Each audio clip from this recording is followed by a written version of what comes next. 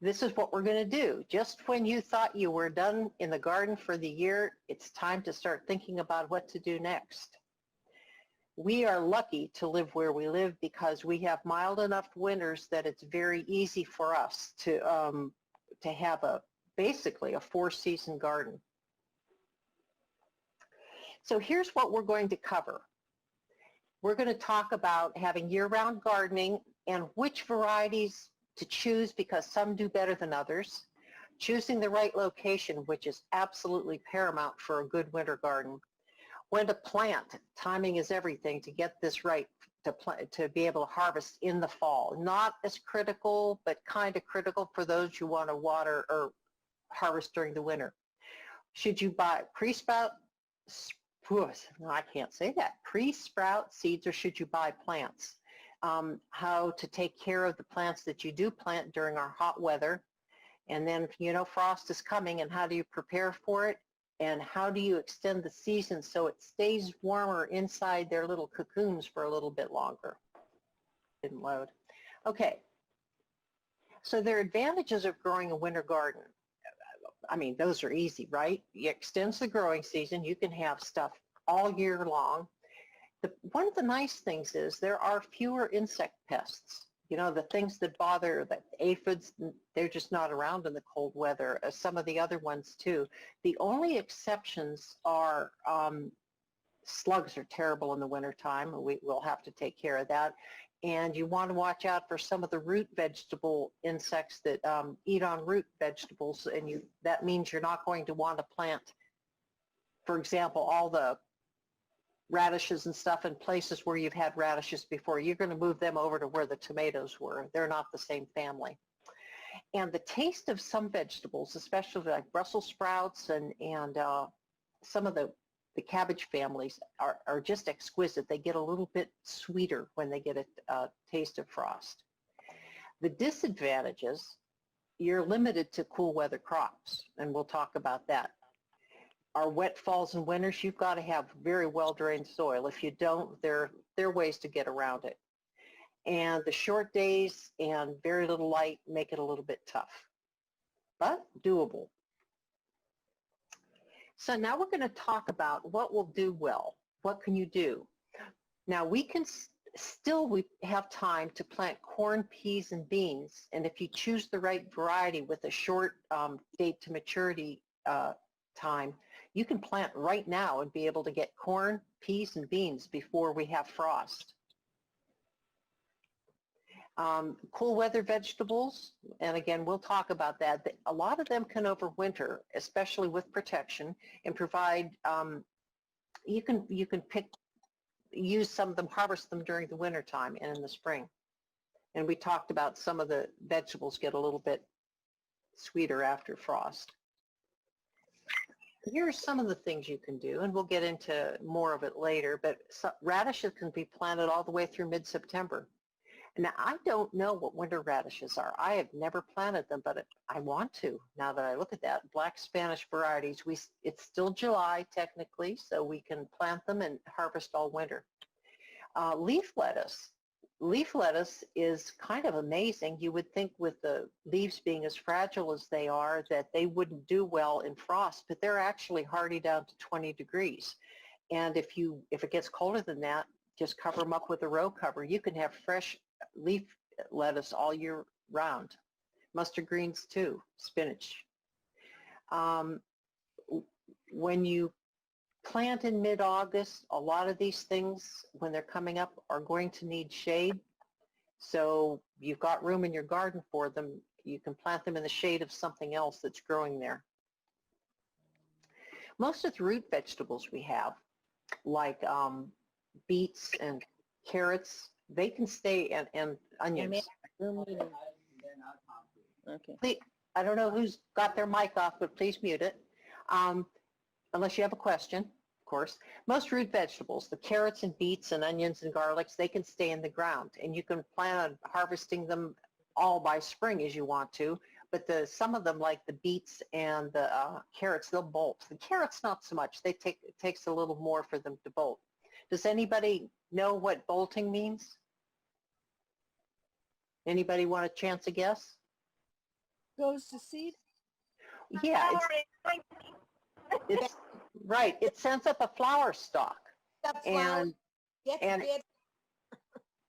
yeah, and it doesn't taste as good. So, and that's really kind of a oh, it's iffy. We got to time it right so that doesn't happen to us before winter hits. Now, crops that winter well, including the leafy greens, we talked about that. Broccoli, cabbage, these are all the cabbage family ones. Cabbage, cauliflower, and Brussels sprouts. Kale, collards.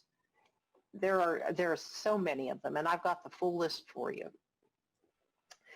If you're going to plant seeds, you've got to look at the days to maturity. And you want to get the shortest date to maturity as possible, especially if you plan on harvesting them before we get our November frost, which is average. You know, frost can come earlier. Hey, I have a question. Yes. When things do bolt, like say lettuce, it's still edible, right? Just a little Yeah. bit bitter. They get bitter, but I'll tell you what, the chickens love it. My spinach is bolted, and the chickens fight over the leaves I throw, the flower stalks. And I've eaten those. They're just not as good as they are when they're fresh. Let's see.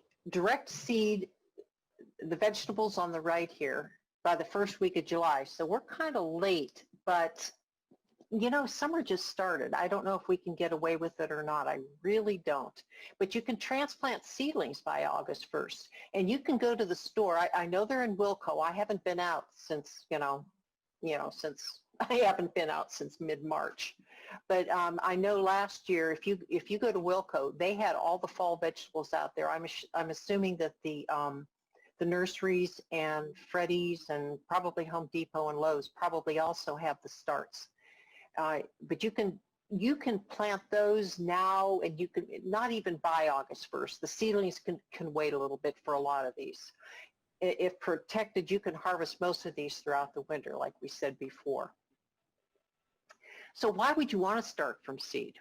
Well, you can get an early start on the season, and the thing I think is most important, you can find plants that are specifically the seeds that are specifically hard to find.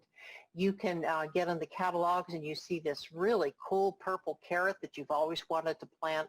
You're probably not going to find that as a plant start at Freddy's. And some of the hard to germinate seeds, it's better to start them inside. You can keep an eye on them. The other thing is plants won't have transplant shock if they're started by the seed in the soil where they're going to grow. And that can be a real consideration when it's hot out like it has been.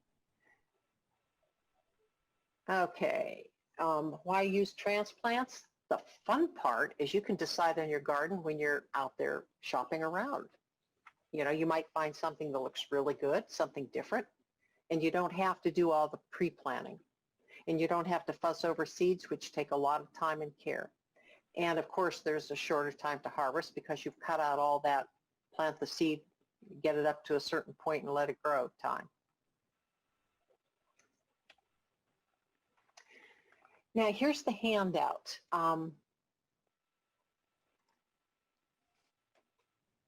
So if you have questions about certain plants, this should give you the information that you need. A lot of these you can plant till the end of August, some of them actually into September. And there's an awful lot. So if you think you're very limited to what you can plant, that's not the case at all. Okay, choosing a location. What do you think would be, well, I've actually said that. Not just the sun. What else do you think that would be important for planting the garden in winter? Where does the sun come from right now? Where's the sunniest part of your garden? It's South. not in the, pardon? In the south? Not yet. I mean, because the sun right now, in June, it's up way up north, and right now it's probably due west. And come wintertime, when the sun sets, it's in the south. And you want to kind of get an idea of where the sun will be at that time of year. So that's where you plant your plants. I have a son who grows his fig tree. He's got a fig tree that they really struggled with the first couple years. He moved it so that there's a stone wall behind it. They've got a stone wall there that's probably about 5 feet tall. He planted it right in front of that, and that thing has been producing like crazy because it likes the warmth, and it's like it's in a little oven all winter long with the reflective heat.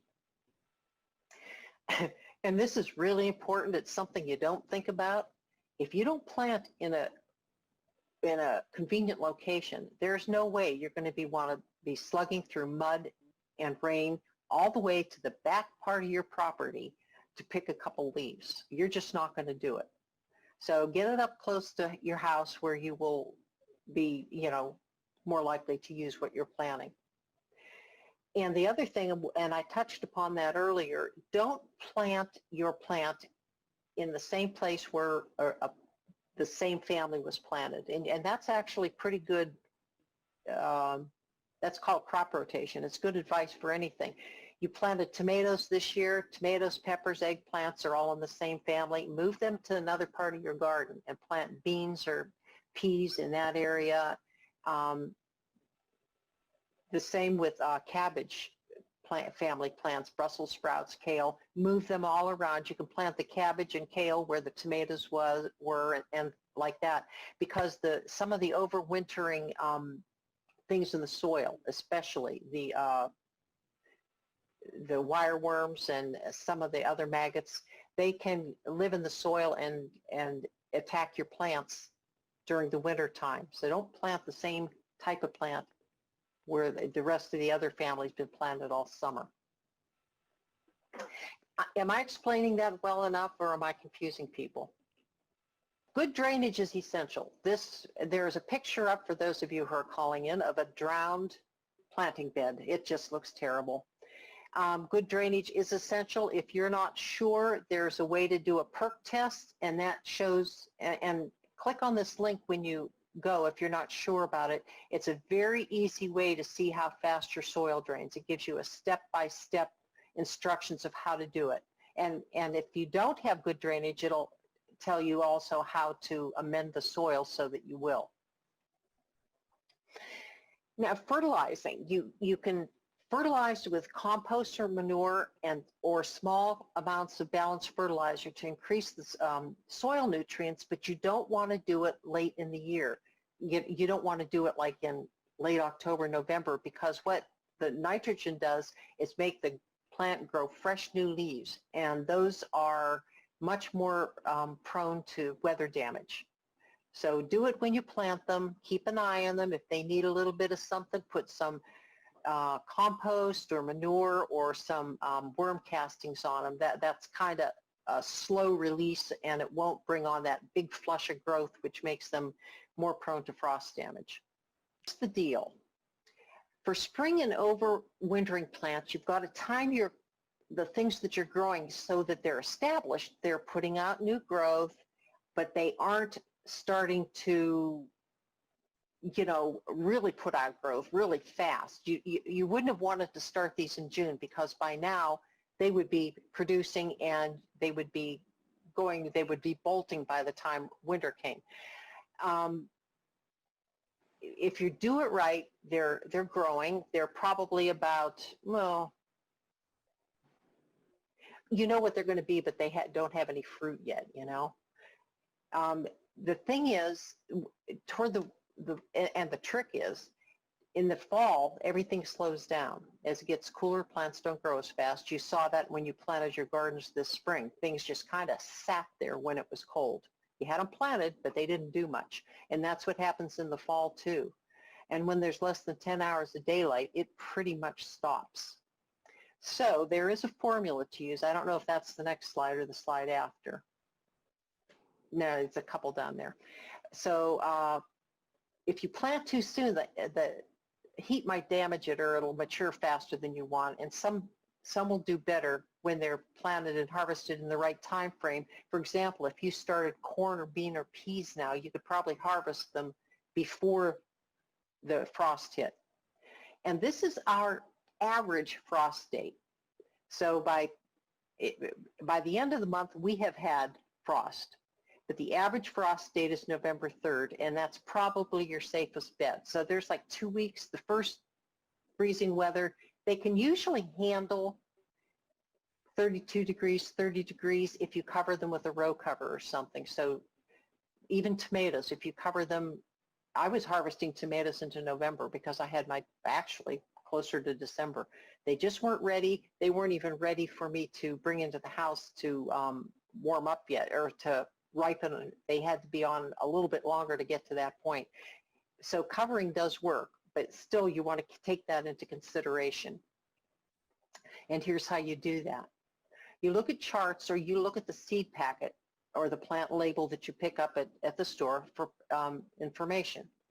Add 2 weeks to the dates to maturity because it's going to be slow. Growth is going to be slower. So that, I think I showed you beans at the beginning. It said it was 58 days to maturity. You would have to add 2 to 3 weeks to that to give you an idea of when you, if you wanted to get that out before frost hits, you would add, I didn't do the math, I should have, add 14 days, 14 to 21 days to that 58 days and back up from November 3rd. If it's frost tender like tomatoes, plan to harvest 2 weeks prior to harvest or plan on covering them on the nights when it's going to get really chilly. So the bottom line for frost tender vegetables, you need to add 4 dates, if you're 4 weeks to the date to maturity if you're going to plant it, take them out, harvest them 2 weeks prior to the frost date. For the cold crops, it's the challenge is to get them to mature but not bolting stage so that you can use them all winter. So if you're going to seed, there are a couple tricks you can do, and this can take 5 days off the harvesting calculation if you kind of pre-sprout them. We've done this before in the springtime for pepper plants too, because sometimes pepper plants can be very, very persnickety.